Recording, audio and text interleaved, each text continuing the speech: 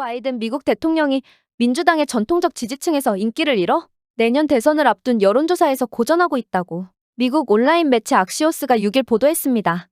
정치부 기자 박찬 기자가 보도해드립니다. 바이든 대통령을 비롯한 민주당 대선 후보들은 그동안 고졸 이하 비백인 유권자들 사이에서 높은 지지율을 얻었지만 최근 들어 입지를 잃고 있다고 악시오스가 전했습니다. 이어 공화당 대선 후보로 유력한 도널드 트럼프 전 대통령이 세 번째로 기소되는 상황에서도 바이든 대통령의 지지율 하락세가 이어지고 있다고 덧붙였습니다. 실제로 지난주 실시된 뉴욕타임스와 시에나의 공동 여론조사에서 바이든 대통령은 트럼프 전 대통령과 같은 43%의 지지율을 얻었습니다. 계층별로 보면 백인 제외 고졸 이하 유권자들 중 바이든 대통령을 선호한 비율은 49%로 트럼프 전 대통령의 33%보다 16%포인트 앞섰습니다. 2020년 대선에서도 바이든 대통령은 트럼프 전 대통령보다 이 유권자들로부터 48%포인트 더 높은 지지율을 얻었습니다. 오바마 전 대통령은 2012년 대선에서 전통적 지지층인 이들만 놓고 보면 밋 롬니 당시 공화당 대선 후보를 67%포인트 차이로 따돌렸습니다. 악시오스는 미국 기업연구소 AEI 자료를 인용, 고졸 이하 노동자 계층은 진보층이라기보다는 온건파라며 이들이 민주당 지지를 철회하는 주요 사안을 열거했습니다. 루이 테익세이라 미국 기업연구소 분석가는 흑인 및 히스패닉 노동자 계층 사이에서 트랜스젠더 권리에 대한 논쟁은 환영받지 못한다며 이러한 논쟁은 민주당을 분열시킨다고 지적했습니다. 이어 이들은 민주당이 화석연료에서 재생에너지로 너무 빨리 전환하고 있다고 느끼고 있다며 범죄에 대해서도 일반 좌파 유권자보다 더 강한 징벌을 선호한다고 덧붙였습니다. 또한 악시오스는 민주당은 지난해 중간선거에서도 이와 비슷한 취약성을 지니고 있었지만 예상보다 좋은 결과를 얻었지만 현재 가장 큰 우려사항은 히스패닉 유권자들의 지지율 하락이라고 경고했습니다. 이어 바이든 대통령의 정치적 운명이 경제 쪽으로 집중되지 않고 있다는 것은 우리 정치에서 사회적 문화적 문제가 여전히 중요하다는 방증이라고 분석했습니다. 이상 KUMC-TV 뉴스의 박찬이었습니다.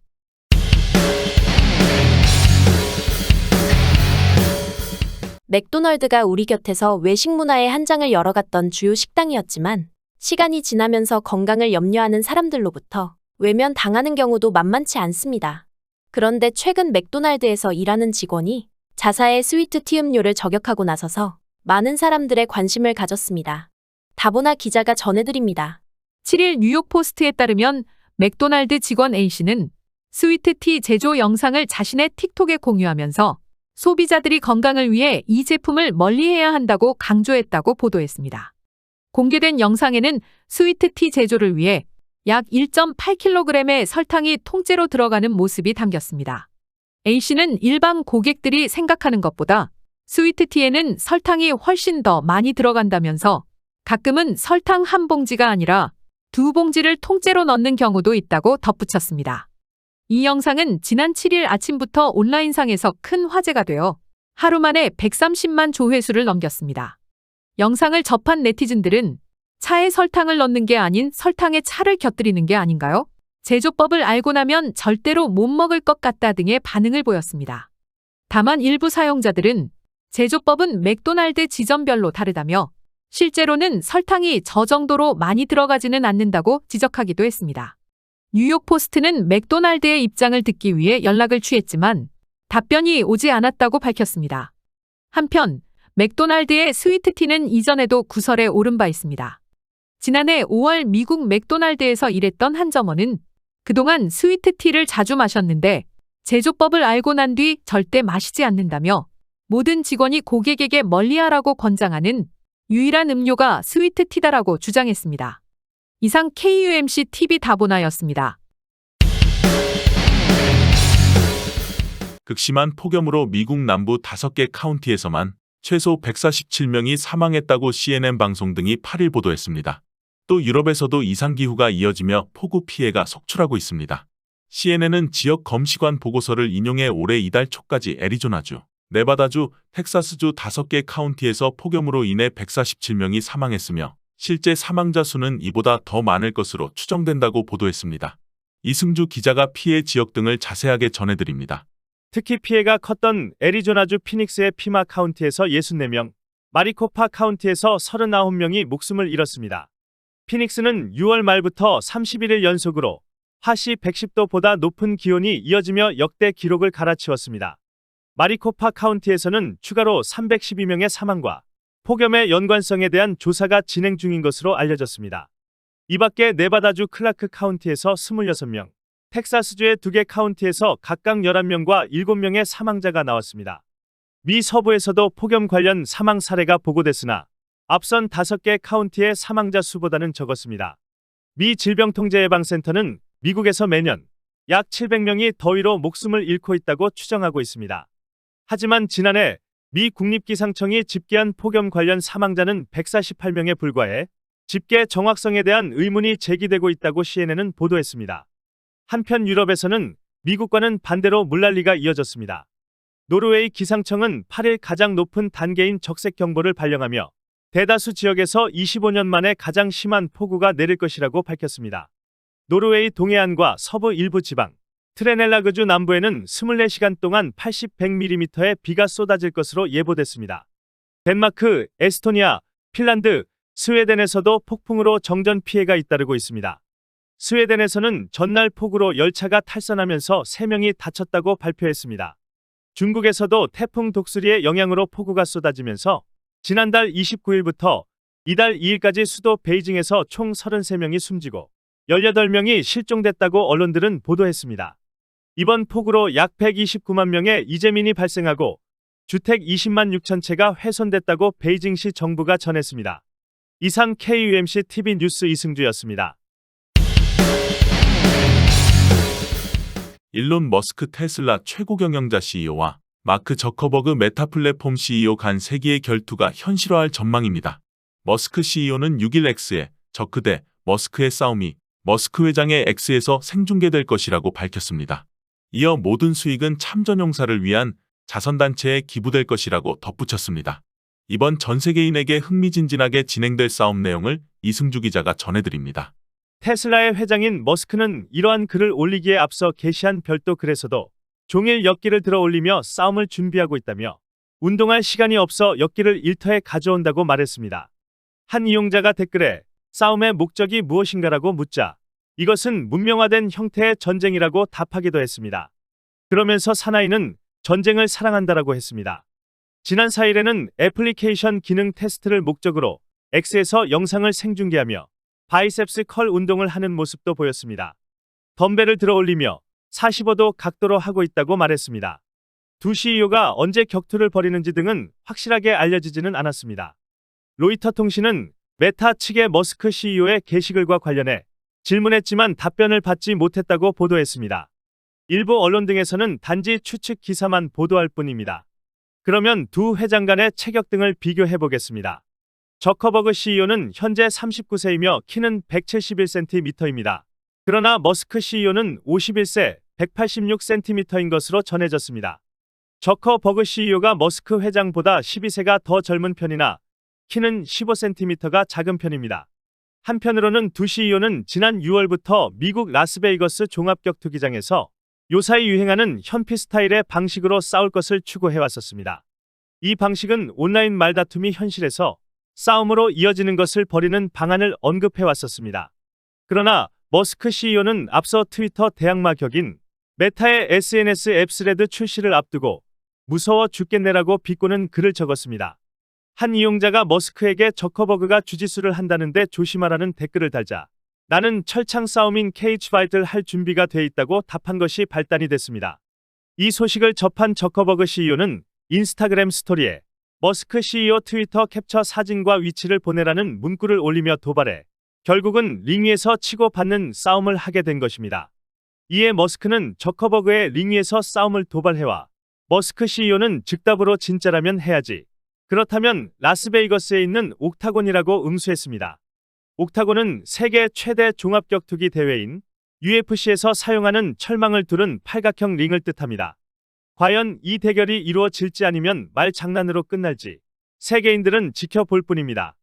이상 KUMC TV 뉴스의 이승주였습니다.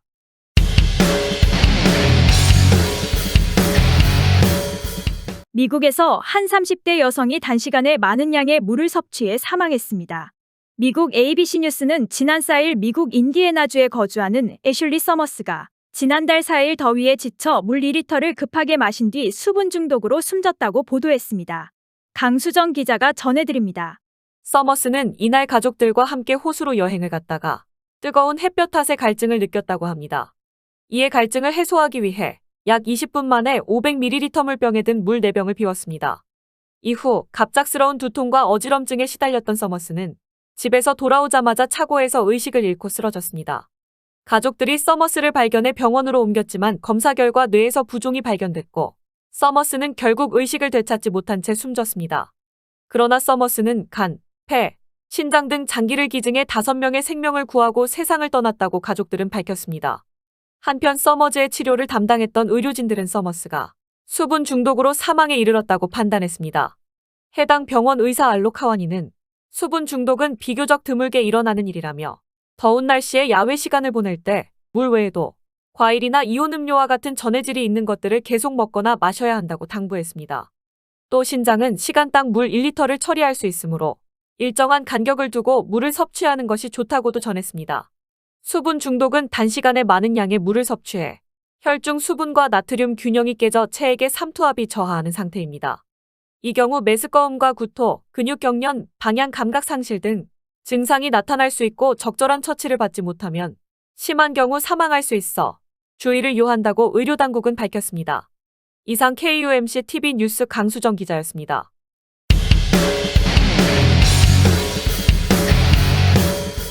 미국 식품의약국 FDA는 성인의 산후 우울증 PPD 치료제로는 최초로 경구용 약물인 주라놀론을 원료로 하는 주루주베를 8일 승인했습니다. 산후우울증은 일반적으로 출산 후 발생하지만 임신 후기에도 시작될 수 있는 주요 우울증 중의 한 종류입니다. 지금까지 산후우울증 치료제는 특정 의료시설에서 의료진이 정맥주사로만 투여할 수 있었습니다. 최예란 기자가 보도합니다. 산후우울증은 여성이 슬픔, 죄책감, 무가치함을 경험하고 심한 경우 자신이나 아이를 해치려는 생각까지 하는 심각하고 잠재적으로 생명을 위협할 수 있는 질환입니다. 또한 산후우울증은 산모와 영아의 유대감을 방해할 수 있기 때문에 아이의 신체적, 정서적 발달에도 영향을 미칠 수 있습니다라고 FDA 약물평가연구센터의 정신의학부 책임자인 티파니 파치오네 테프니알 펄치온 박사는 설명합니다. 경구용 약물을 이용할 수 있게 되면 극단적이고 때로는 생명을 위협하는 감정에 대처하는 많은 여성에게 유익한 옵션이 될 것입니다라고 밝혔습니다. 산후우울증은 다른 형태의 우울증과 마찬가지로 슬픔 및 또는 즐겼던 활동에 대한 흥미 상실과 즐거움을 느끼는 능력 저하를 특징으로 합니다.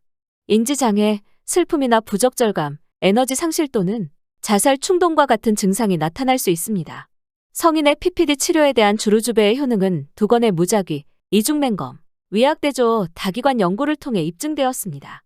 임상시험 참가자는 주요 우울증 에피소드에 대한 정신장애 진단 및 통계 편람 기준을 충족하고 증상이 임신 3기 또는 출산 후 4주 이내에 시작된 PPD 여성 환자였습니다. 임상시험 1에서 환자들은 14일 동안 매일 저녁 1회 50mg의 주루주베 또는 위약을 투여받았습니다. 임상시험 2에서는 환자들에게 주루주베 40mg 또는 위약과 거의 동일한 다른 주라놀론 제품을 14일 동안 투여했습니다. 두 연구에 참여한 환자들은 14일 치료 후 최소 4주 동안 모니터링 되었습니다. 두 연구의 1차 평가 변수는 15일째에 측정한 17개 항목의 해밀턴 우울증 평가 척도인 HAMD-17의 총점을 사용한 우울증 증상의 변화였습니다. 위약 그룹에 비해 주루주베 그룹 환자들의 증상이 유의하게 개선된 것으로 나타났습니다. 이러한 치료 효과는 마지막 주루주베 투여 4주 후인 42일째에도 유지되었습니다. 라벨에는 주루주베가 운전 및 기타 잠재적으로 위험한 활동을 수행하는 능력에 영향을 미칠 수 있음을 알리는 박스형 경고가 포함되어 있어야 한다고 밝혔습니다. 또한 환자는 자신의 장애 정도를 평가하지 못할 수도 있습니다. 위험을 줄이려면 주루주베 복용 후 최소 12시간 동안은 운전을 하거나 중장비를 조작해서는 안 된다고 경고했습니다. 가장 흔한 부작용으로는 졸음, 현기증, 설사, 피로, 비인두염인 감기와 요로 감염 등이 있습니다. 주루주베를 사용하면 자살 충동과 행동을 유발할 수 있습니다. 주루주베는 태아에게 해를 끼칠 수 있습니다. 여성은 주루주베를 복용하는 동안과 복용 후 일주일 동안 효과적인 피임법을 사용해야 합니다. 주루주베의 일일 권장 복용량은 50mg입니다. 14일 동안 매일 1회, 저녁에 지방이 많은 식사와 함께 복용해야 합니다. 이상 KUMC TV 뉴스의 여성건강 담당 최혜란 기자였습니다. 지금까지 저희 KUMC TV 뉴스를 시청해주신 시청자 여러분 감사합니다. 구독과 좋아요 그리고 알림까지 설정해주시면 저희들이 뉴스 제작에 큰 힘이 되어 주십니다. 다음 방송 시간까지 건강하시고 안녕히 계시기 바랍니다. 감사합니다.